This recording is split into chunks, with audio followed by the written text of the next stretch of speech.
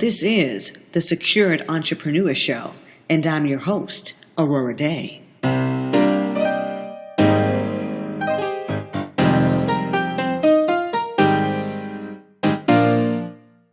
Welcome, and thank you for joining me here for the 9th episode of the Secured Entrepreneur Show.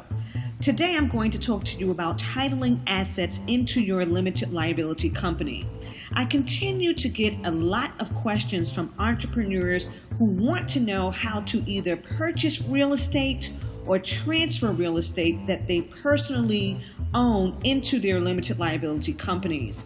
Also, automobile purchases or the transfer of an automobile into their limited liability companies. I'm Aurorah Dey. Protecting your business starts before you open for business.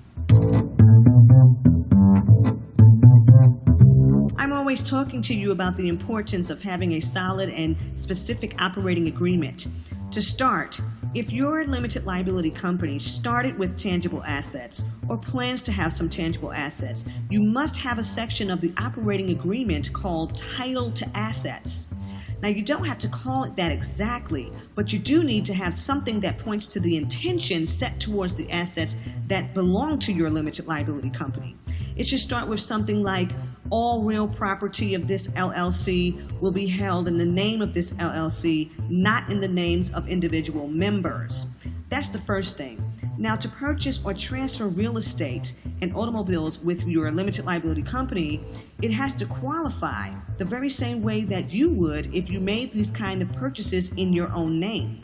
Is your limited liability company already well funded and can it pay cash, or have you established the business credit to qualify for a loan? Business credit happens to be one of the workshops that we offer here at Aurorah Dey Consulting because, let's face it, having the business credit is the lifeblood of your company. You all know that I'm huge on advantages of using your limited liability companies, using your corporations and your trusts for tangible assets like real estate and so on, because of the privacy you're afforded, as well as the protection from being personally pursued in the event of any lawsuits and possible judgments. I don't believe in taking on that liability. The thing you really want to examine with real estate purchases like this are the taxes. Is this property commercial or is it residential? If your limited liability company is looking for a loan, there are some lenders who will only work with you if the property is commercial. Is this property a possible flip? If that's the case, it may not be worth purchasing in a legal entity because of the costs involved for handling the property for such a short period of time. Depending on what state your LLC is registered in, you know you have annual fees and reporting. In addition, it's often difficult to obtain insurance on investment property if it is a flip.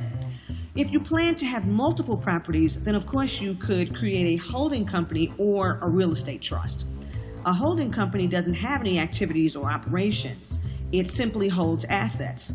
The real estate trust works in a very similar way in that there can be multiple investors. However, the main advantages of going the trust route is the avoidance of death taxes and probate. In fact, I'm going to go further into these two concepts here shortly. All right, I'm ready to get into the next episode. So please feel free to leave your comments and questions and subscribe here on iTunes and visit me, Aurorah Dey, on Google+, at Aurorah Dey on Twitter, Aurorah Dey Consulting on Facebook, or stop by www.aurorahdeyconsulting.com, AURORAHDEY consulting.com. Until next time.